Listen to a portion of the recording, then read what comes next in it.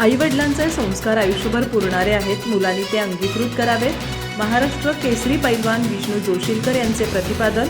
चंदगड तालुक्यातील कालकुंद्रीत लोकनेते स्वर्गीय तुकाराम पवारांची जन्मशताब्दी महोत्सव संपन्न. माध्यमिक शिक्षणाची मुहूर्तमेढ रोवण्याचं काम 70 वर्षापूर्वी लोकनेते तुकाराम पवार यांनी केलं. गोरगरीब घरातील मुलं शिकली पाहिजेत यासाठी त्यांनी अहोरात्र कष्ट घेतले. 100 वर्षांनंतरही त्यांचे आचार आणि विचार समाजाला मार्गदर्शक ठरतील. तसंच मुलांना आपल्या आईवडिलांचे संस्कार आयुष्यभर पुरणारे आहेत, मुलांनी ते अंगीकृत करावेत असं प्रतिपादन महाराष्ट्र केसरी पैलवान विष्णू जोशीलकर यांनी केलं.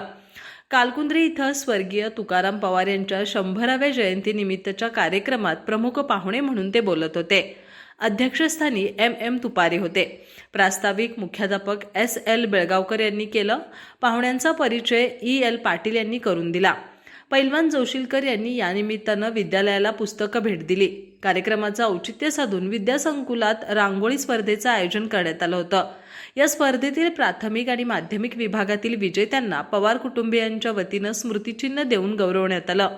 यावेळी BS मुदकेकर, प्राध्यापक MM Jamadar, doctor Rahul Pawar, NS Patil, GS Patil, doctor PR Patil यांनी मनोगत व्यक्त केली.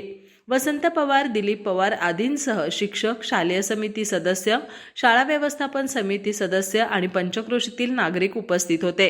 कार्यक्रमाचं सूत्रसंचालन प्राध्यापक विनायक कांबळे आणि प्राध्यापक अनिल गुरव यांनी केलं, तर आभार BA तुपारे यांनी मानले.